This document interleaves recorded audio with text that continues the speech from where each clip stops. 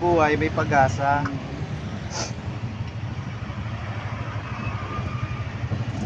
Masyado pa tumulong.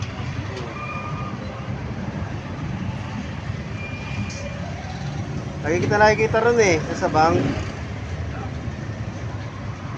Kung pagin mo dalas ka rin doon, Malapit ako doon nagkatrabaho. Sa Sabang. ano ang trabaho mo doon sa bank? Sa sasakyan. Ganit ka? Parang mekaniko. Eh, ako naranasan kong maging salyer ko eh. Hmm. Kaso mo, ganitong ang sitwasyon. Nakita kita kahapon doon eh, nakahiga ka eh. Oo. Mabuti na rin nakahiga lang ako. Tulog. Wala naman na nga ano doon. Nakita kita ron eh, may katabi kang gin eh. Kaya nakikita mo. Natulog ka ron eh, gigisingin sana kita eh. Oo. Ako nga pala si Noel, ikaw. Norman po.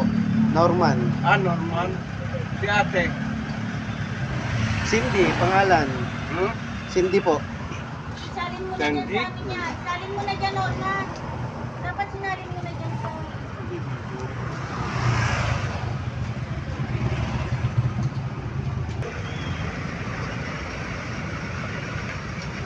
Halos sa mga magkakapagwata na yata tayo, pero matandaan na ako sa inyo.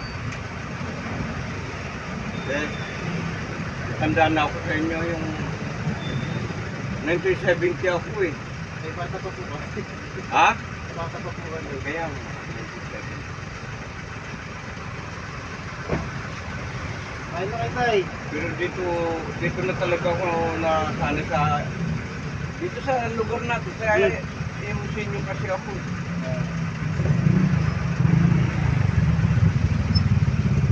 Taga saan ba kayo, Tay?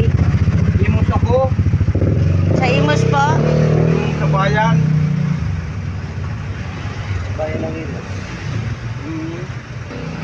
Tuklong ano, Tay? Mister, Tuklong first? ako may currency dyan eh. Ah, Tropang dito kami. nasa mga anak nyo? Wala ko na pong anak.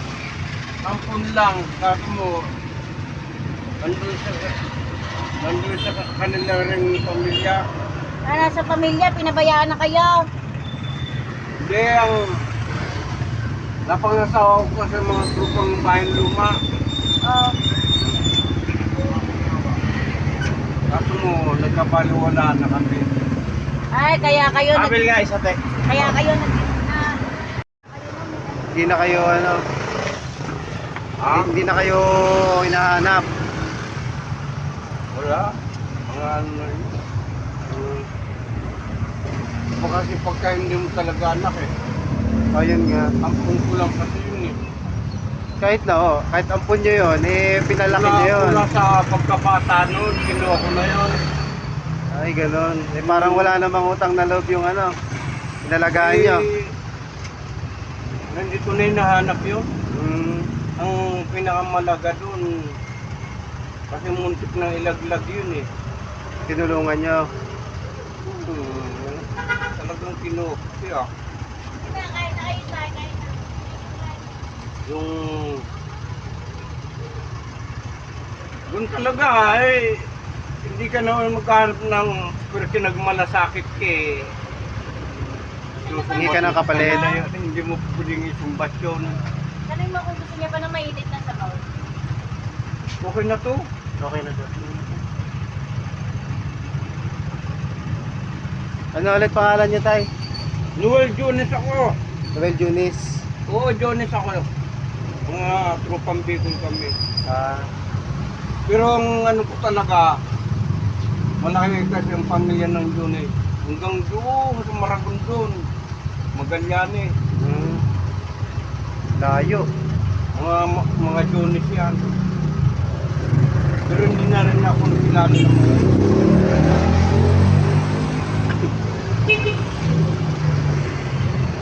pero kinikilala ko sila. Kayo, hindi kayo kinikilala. Wala tamang ako eh.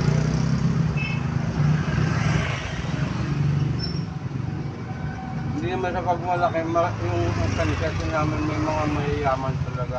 Hmm. Hindi na kayo nahanap ng ano nyo, kamag-anak nyo. Yan o natin para makita kayo ng kamag-anak nyo tayo ha. Bakit? Ano? Nandiyan na sila?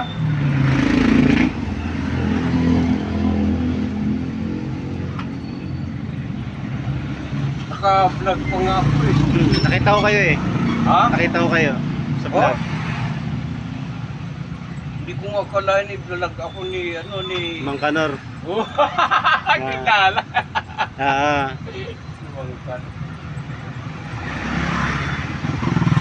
Sabihin talagang matindi yung ano Mang Kanor ha? sikat yun kasi rin dito kahit paano. Marami na rin followers po kasi yun. Ha? Marami na rin po kasi followers yun. Pero na ano nyo pa si Mang Kanor. Opo, Hindi na kami nakikita noon eh. nakikita ko sa ano sa Facebook. Sabi nga raw, nagbagong buhay na kayo, tapos bumalik na naman kayo sa pag-iinom. Sabi, Kaso mo, hindi naman tayo perfect eh. tama.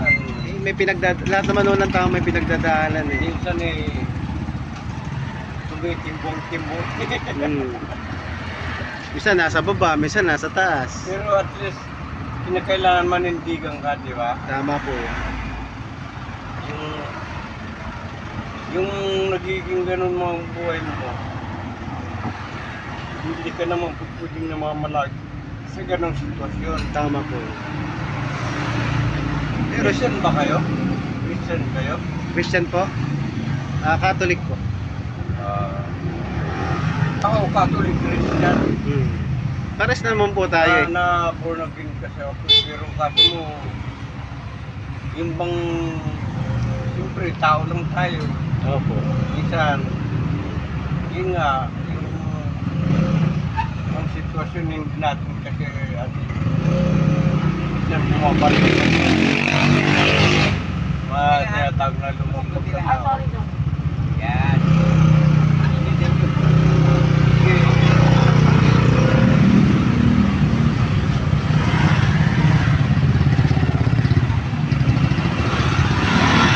Eh, ba't bumalik ulit kayo sa pag-iinom? Ha? Bakit bumalik ulit kayo sa pag-iinom? Wala, na-stress ako. Ay, talagang ganun. Lahat naman ng tao may stress din eh. Yung minsan eh, yung pa yung hindi mo alam kung anong pagpapalingan mo o ano. Yun yun eh. Kaya tayo hindi tayo perfect. Tama. May mga bagay na dumarating tayo sa kahinaan ng loob. Eh, ako nga tinatangka ko nang magpakamatay pero hindi tumayo. Kasi mga buhay talaga yun. Kasi yung buhay natin, hiram lang po natin Oo. yan. Hindi natin yung pag-aari. Oo. Eh, pinaglalabanan ko. Sabihin, yung stress kasi, minsan eh, parang yung pinangingina ng group, pero kailangan paglabanan, di ba? Pero kailangan mo ng mas matinding paniniwala, pananampalataya sa taas. Kapag suko mo lahat sa kanya, kapag mayroon kang mabigat na problema. Oo. Salamat mga utula. Kung naging kaibigan ko kayo, ako si Noel, dito si Norman po. Norman. Binibideo ko kayo tapos iano ko sa YouTube ko para makita ng mga nakakilala sa inyo na nasa maayos kayong kalagayan. Pero dapat yung mga kamag-anak nyo dapat hinahanap din kayo. Hinahanap nila ako kasi ako naman ang naging iwalay sa kanila. Yeah. Lumalayo ako. Para pag May nahanap kayo. yung nagsasarili ako ng buhay, yung isipin, wala na sa salita ko na wala akong pakialam. Ibig sabihin, may mga ano lang tayo. May mga ano kasi tayo. May mga gusto sa buhay eh. May mga bagay na hindi ko kaya ipaliwanag, pero kinakailangan mong maranasan magawa. Pero sa palagay nyo tayo, ano yung hinahanap-hanap nyo kaya kayo lumalayo? Ano yung kailangan nyo? Salamat ng marami. Palitan nyo yung damit nyo. Oo. Susot nyo yan. Salamat. Palitan nyo. Surot-surot nyo yung damit. Salamat sa malasakit niyo, ha. Yung tinuturing ko na kayo mga kapatid. Hindi man tayo masyado pang magkakilala, pero ngayon pa lang tinuturing nyo na akong kapatid eh. Kahit sino naman tayo eh. Siyempre, para-pares naman tayo nanggaling sa ganun eh. Oo. Tinutulungan namin yung mga kahit paano eh. Nagbibigay tayo ng tulong doon sa mga katulad natin na meron din pinagdadaanan. Hindi man sa material, Oo. sa Baliktad mo man. Ibig sabihin, Pwede ito tayo. Dito. ibig sabihin ko lang ng naging trabaho mo.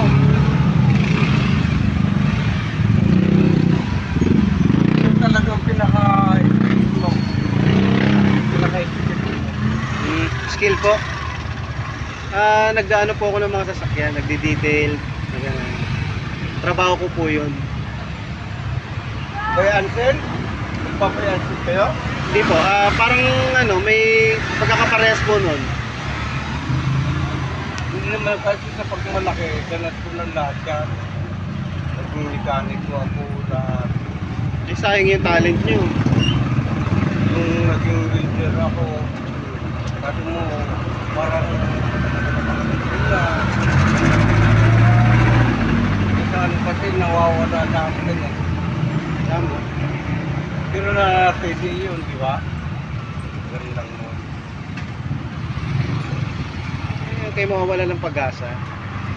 Hanggat nabubuhay ang tao, may pag-asa. Buti nga kayo, may mga business kayo. Eh?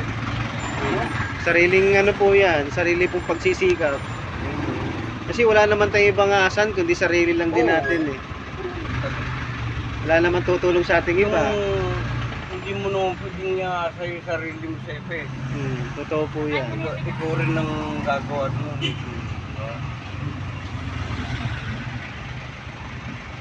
Tuloy-tuloy lang yan. Tayo pwede nyo sabihin dito na yung buo nyo pong pangalan at yung edad nyo tsaka yung Address. address nyo. Hindi. Binablog mo na ba ako? Opo. Oh, ako po si Noel Jones. The family Bicolandia. Mm.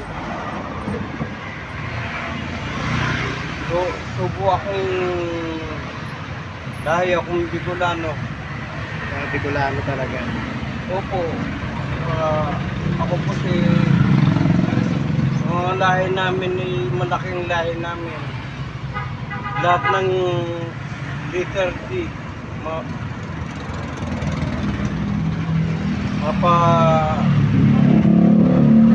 Pero pinakaano ko talaga, Jone. Yung mga kamag-anak ko, Junida, Jucaresa, lahat ng beef, Juquino,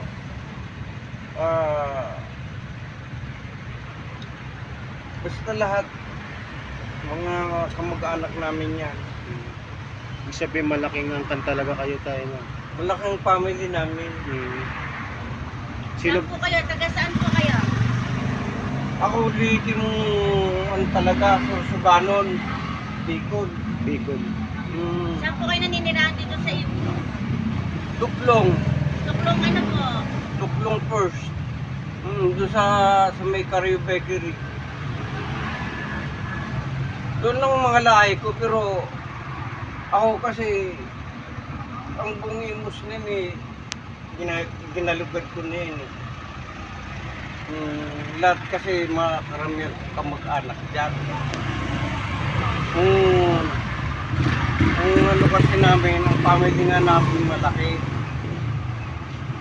Kaya sila, marami akong dapat punta sa kanila. Ang kapatid ko nandun sa Green State, Malagasang, Kuya Roger, yung mga anak niya, dalawang anak niyang babae, si Mary Grace, tsaka si Shani. Yun yun. Ang asawa na si Ate Lita. Lahat yan mga ano kaya.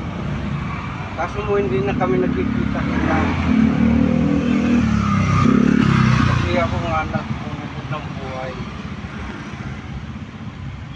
Malay. Ang asawa ko, Batanggay na si Flor Piliela. Flor. Flor Piliela Jone. Nasa abroad yun, kaso mo hindi na kami, wala na kaming komunikasyon noon. Hindi na kayo nagkikita. Oo. Nasa abroad yun. Hanggang ngayon. Busin nyo na yung kanin nyo tayo. Ha? Busin nyo na po. Ang pagkain nyo. Ganun pala yung pagkatilamig, oh. Umaano yung parang may pumapakpak na.